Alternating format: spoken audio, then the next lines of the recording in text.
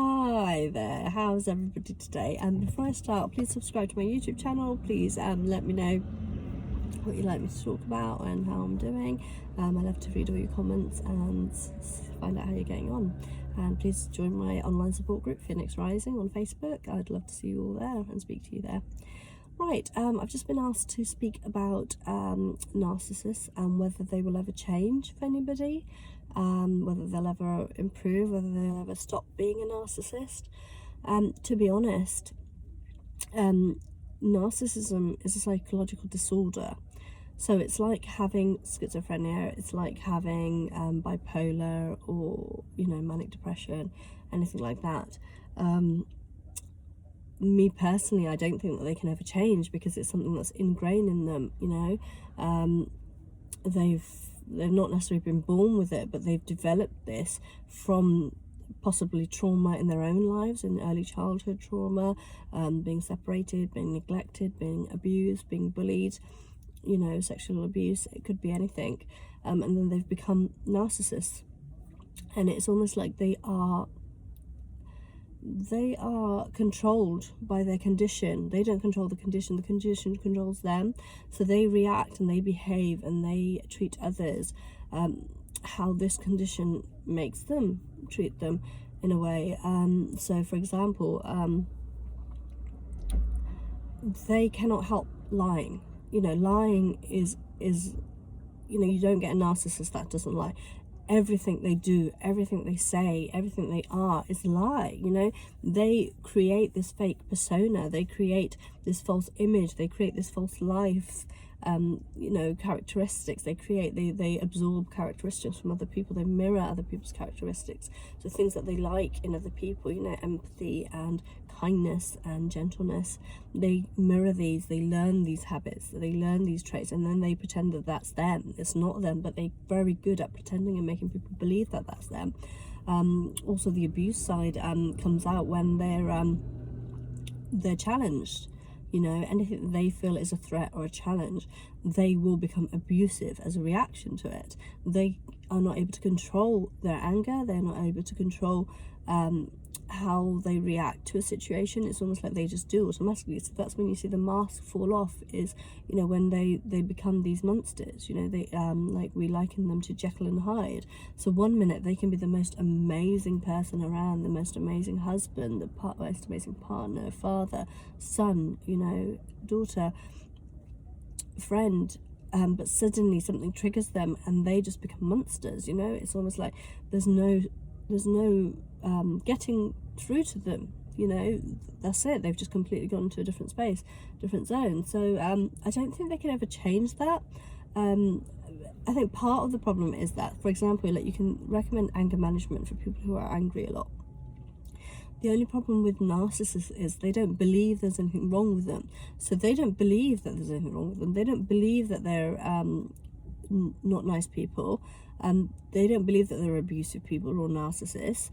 Most of them will never ever accept that there's anything wrong with them. Some of them may be insightful enough to know that perhaps it's not the right way to be, but whether or not they will actually not be like that, it's almost like they have no choice.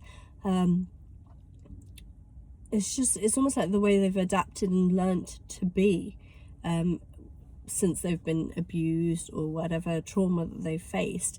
They have molded themselves into this narcissist personality, and in order to survive, in order to live in this world, they have to lie, they have to manipulate, they have to abuse other people to make themselves feel better, to increase their self-esteem and self-worth. I think like for example, for my recent partner, he would joke and he would say that he's turned out to be this amazing husband and this amazing father, so if we ever split, that he'd then go and marry somebody else and be an amazing partner for them and an amazing father to their children.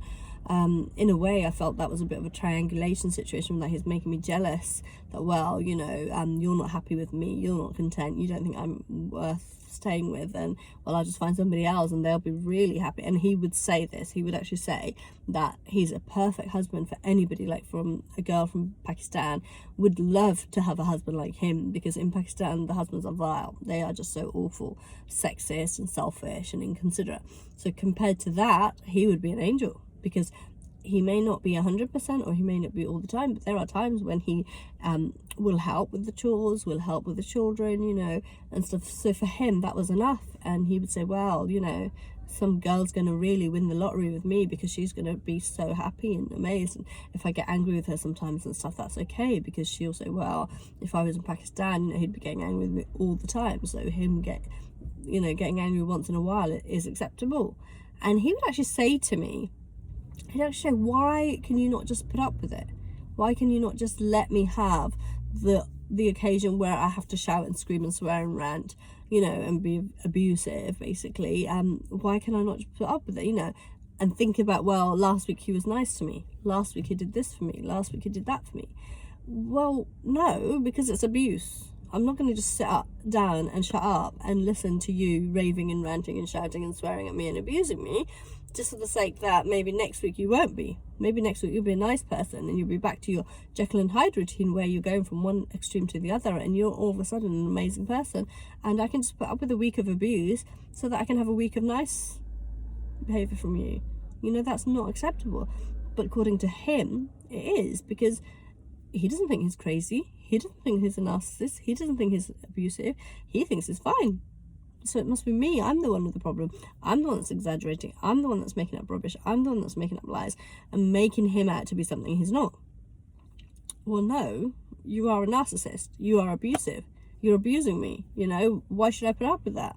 So I think for that reason, I don't think narcissists can ever change and can ever improve, because they can go for a time, and I found this with my first partner as well, that they will go for a certain length of time that they will behave, or they will be good, or they will not be abusive to you, but sooner or later that cracks. And it's almost like I used to say to about, I think, my first one, or even about this one, is that they literally it's like they put a lid on it. They force themselves not to react naturally. So basically they are behaving unnaturally to what is their nature, by not being abusive. So if they're going for, say, a week where they're not abusive, they're not screaming at you, they're not shouting at you, they're not losing the plot, they're not going ballistic at you, they're not hitting you, hurting you, swearing at you, threatening you, you know, all this kind of stuff, then basically they're forcing themselves to go against what's natural for them.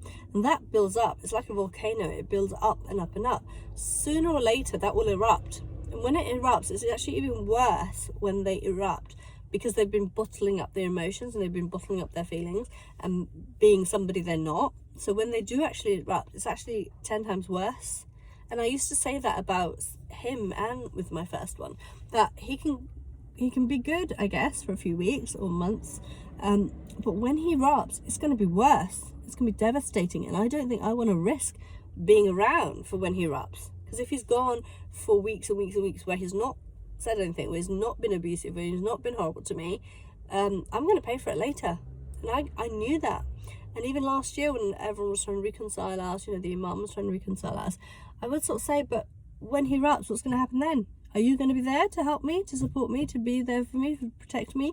You know, no one's going to be there. It's going to be me. I have to deal with that. So, you know, should I be taking the risk? The fact that I know it's going to happen. It's not that it's not going to happen. I know it's going to happen. It's just when it's going to happen. Like, I don't know exactly when it's going to happen. But, you know, why take the risk? And, you know, and I wish I hadn't. I wish I hadn't gone back. But saying that, I do feel that there was definitely some voodoo magic or something involved, because I can't imagine that someone would be so adamant that I'm not going back to him, and then suddenly overnight it's like I'm desperate to go back to him. You know, that just doesn't make sense. So who knows, you know, I have no idea. Could be, could not, you know, I guess I'll never know. I doubt he'll ever come and tell me, yes, I did some voodoo magic on you, yes, I took some blue pills before I came back, yes, I was manipulating you, yes, I was treating you like a whore. He's never going to admit it. He's never going to admit that he's the one with the problems, that he's got psychological disorders, that he needs to get help and he needs treatment. I feel sorry for anybody he ends up with. because he's not a very nice person, and whoever he marries, again, he's going to devastate their life. You know, some poor innocent woman is going to have her life devastated as a result. You know, if he does maintain his amazing persona, an amazing husband, an amazing dad routine, that's great. You know, that's great for her, and I wish her all the best. But it's not going to be pretty. You know, I think anybody that the narcs end up with are going to suffer ultimately. I don't think there's any way that you can not suffer with a narcissist. You know, they can't change. They'll never change. They'll always be a narcissist. Right, so anyway, let's leave it there. I'm going to sign up now. Subscribe to my YouTube channel. Comment below, let me know how I'm doing, and join Phoenix Rising on Facebook. And I'll speak to you soon. Take care. Stay safe. Bye.